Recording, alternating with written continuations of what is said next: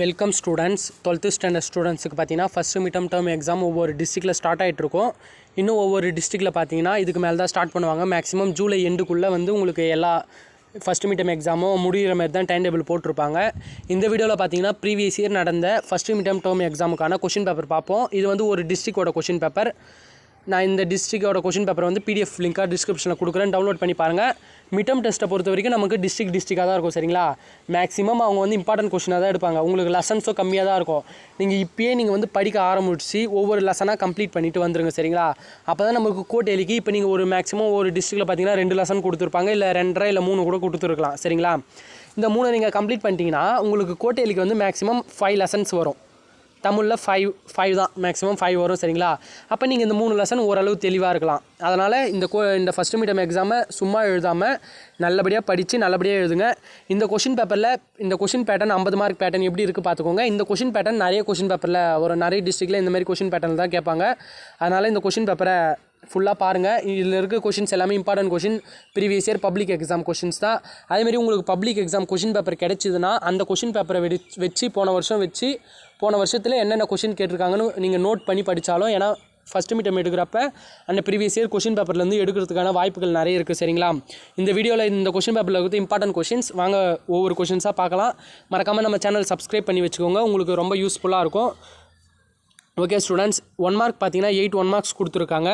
இந்த 8 1 மார்க்ஸ் பார்த்தீங்கன்னா 1 மார்க்ஸ் பொறுத்த வரைக்கும் நீங்கள் எதை படிங்கன்னா புக் பேக் படிங்க, அப்புறம் நூல் வெளின்னு இருக்கும் பார்த்தீங்களா அதை படிங்க, அப்புறம் ஆசிரியர் பெயர் படிங்க, அப்புறம் விருதுலாம் கொடுத்துருப்பாங்க அதை படிக்கணும். அதுக்கப்புறமேட்டு துணைப்படம், அதுக்கப்புறமேட்டு அந்த விரிவானம்லாம் இருக்குது பார்த்தீங்களா, உரைநடை விரிவானம், அதெல்லாம் பாருங்கள். இந்த பாக்ஸில் போட்டு என்ன ஹைலைட் பண்ணி கொடுத்துருந்தாங்கன்னா அந்தமாரி கொஷின்ஸ்லாம் படிங்க. அப்புறம் இலக்கணம் கொஷின்ஸ்லாம் படிங்க.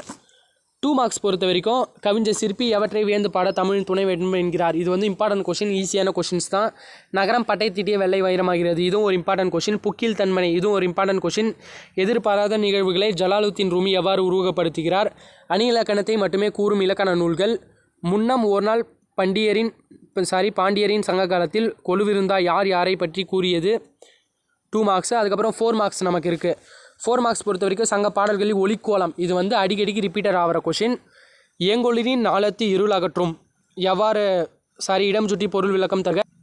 இந்த மாதிரி இடம் சுட்டி பொருள் விளக்கம் தருக இவங்க ஓனாக கூட கேட்கலாம். சரிங்களா, இப்போ ஏங்கொழினின் நாளத்து இருள் அகற்றும் கேட்டாங்க, இதே ஓங்களிடை வந்து உயர்ந்தோ தொழ விலங்கின்னு கேட்டாங்கன்னு வச்சுக்கோங்க. இப்போ அதுக்கு நீங்கள் இடம் சுட்டி பொருள் விளக்கம் எழுத சொன்னாங்கன்னா இடம்னு போட்டிங்கன்னா அந்த பாடல் வந்து எந்த பாடல், அந்த வரிகள் வந்து எந்த பாடலில் இடம்பெற்றுள்ளதுன்னு எழுதணும். இப்பாடல் தண்டி அலங்காரம் என்னும் நூலில் இடம்பெற்றுள்ளது, இதை இயற்றியவர் தண்டி அப்படின்னு எழுதுகிறோமா.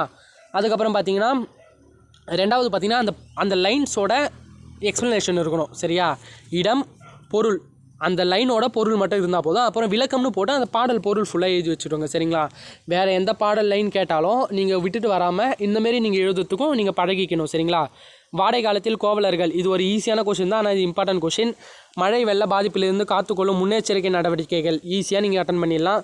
பொருள் வேற்றுமை அணி, இந்த அணிலாம் பார்த்தீங்கன்னா உங்களுக்கு தனியாக 4 மார்க்ஸ்லேயே இருக்கும். சரிங்களா, 3 4 அது ஒரு மார்க்ஸ் இருக்குது. அதனால் மேக்ஸிமம் இந்த அணி இலக்கணத்தில் இப்போலேருந்தே படிச்சுட்டு வாங்க. சரிங்களா, கொஞ்சம் அணி தான் இருக்கும், அதனால் மறக்காமல் எல்லாத்தையும் இப்போயே படித்து வச்சுக்கோங்க. உங்களுக்கு கோட்டைலிக்கு ரொம்ப ரொம்ப யூஸ்ஃபுல்லாக இருக்கும். எவையேனும் 3 ரனுக்கு விடை தருகன்னு கேட்டிருக்காங்க. இது பார்த்திங்கன்னா வந்து உங்களுக்கு இந்த கொஷின்ஸ் இந்த புக்கு பின்னாடி இருக்கும் பார்த்தீங்களா, அந்த கொஷின்ஸ் இது மேக்ஸிமம் பப்ளிக்லேயே 7 அட்டன் பண்ணுற மாதிரி வரும். 10 கொடுத்துட்டு 7 அட்டன் பண்ண சொல்லுவாங்க.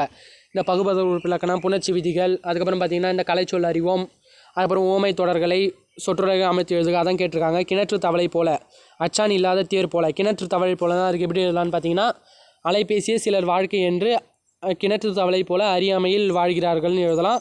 அச்சான் இல்லாத தேர் போலனா ஆசிரியர் வழிகாட்டுதலில் செல்லாத மாணவன் அச்சான் இல்லாத தேர் போல துன்புறுவான் அப்படின்னு எழுதலாம். தமிழ் படுத்துக பயோகிராஃபி ரயில்வே சிக்னல், அதுக்கு தமிழ் எழுதணும். பகுபத உறுப்பு இலக்கணம் மேக்ஸிமம் பப்ளிக்லேயே உங்களுக்கு 1 தான் கேட்பாங்க. சரிங்களா, உங்களுக்கு இந்த மிட்டமும் கோட்டையில 2 கூட அட்டன் பண்ண சொல்லுவாங்க. அதனால் அதெல்லாம் கொஞ்சம் நல்லா பார்த்துன்னு போயிடுங்க. இதில் 1 தான் கேட்டிருக்காங்க. கலங்கி ப்ளஸ் கூட்டல் அதான் வந்து கலங்கினா எப்படி எழுதுவீங்க, கலங்கு கூட்டல் இ, கலங்கு என்னது பகுதி, இ வந்து வினையச்ச விகுதின்னு எழுத போகிறீங்க. வந்து அதையும் நீங்கள் எழுதலாம். வா இந்து இத்து கூட்டல் ஊன்னு எழுத போகிறீங்க. வா வந்து பகுதி, இத்து இந்து சந்தி இந்தானது விகாரம். அப்புறமேட்டு பார்த்தீங்கன்னா இத்து கூட்டல் ஆ, இத்து வந்து இறந்த இடைநிலைன்னு வரும். அது என்னன்னு தெளிவாக பார்த்துக்கோங்க. சரிங்களா, அப்புறம் புணர்ச்சி விதி, வானம் எல்லாம், வானம் கூட்டல் எல்லாம் அப்படின்னு போடுவீங்க. இம்மு கூட்டலியே மேன் ஆகிடும். சரிங்களா, அப்போ என்ன வரும், உயிர்மேல் உடல் வந்து ஒன்றுவதே இயல்பு அப்படின்னு வந்துடும் சரிங்களா. அப்புறம் புது பெயல், புது குட்டல் பெயர், இது வந்து இயல்பினும் விதியும் நின்ற உயிர்முன் காசா தாபா மிகவும் நின்ற விதிப்படி இப்போ வந்து சேர்ந்துடும் சரிங்களா. புணர்ச்சி விதி மேக்ஸிமம் உங்களுக்கு எல்லா எக்ஸாம்லையும் கேட்கறது வந்து ஷார்ட்டாக இந்த 2 மார்க்ஸுக்கு தகுந்த மாதிரி தான் கேட்பாங்க சரிங்களா. அதனால் அதெல்லாம் மறக்காமல் படித்து வச்சுக்கோங்க. முடிந்தால் தரலாம், முடித்தால் தடலாம், இது ஒரு இம்பார்ட்டன்ட் கொஸ்டின்ப்பா சரிங்களா. இவ்விரு சொற்றொடர்கள் உணர்த்தும் பொருளை அறிந்து தொடர் அமைக்க, இது எப்படி இதெல்லாம் பாருங்கள். முடிந்தால் தரலாம், உன்னால் முடிந்தால் நீ யாருக்குன்னா எதனா தரலாம் சரிங்களா. முடித்தால் தரலாம்னா நீ எதனா எழுதி முடிச்சிட்ட உடனே நீ எனக்கு தா அப்படின்னு சொல்கிறது தான் சரிங்களா. அப்புறம் பெருவினா, இது 5 மார்க் வினான்னு கொடுத்துருக்காங்க. நம்மளுக்கு வந்து 6 மார்க் வினா தான் கேட்பாங்க பொது தேர்வில். தமிழின் சீரிழமை திறம் வியந்து கவிஞ்ச சிற்பி பாலசுப்ரமணியம், இது வந்து வெரி வெரி இம்பார்ட்டன்ட் கொஷின். நெடுநல் வாடையில் நக்கீரர் காட்ட மழைக்கால வருணை, இதுவும் இம்பார்ட்டன்ட் கொஷின். பாரதியின் கடிதம் வாயிலாக மொழிப்பற்று, இது வெரி வெரி இம்பார்ட்டன்ட் கொஷின். குடும்பம் என்னும் சிறிய அமைப்பிலிருந்து மனித சமூகம் என்னும் பரந்த அமைப்பு கட்டமைக்கப்படுகிறது. இந்த கொஷின் பேப்பரில் பார்த்தீங்கன்னா மேக்ஸிமம் 3 லெசன் கவர் ஆகிருக்குன்னு நினைக்கிறேன்.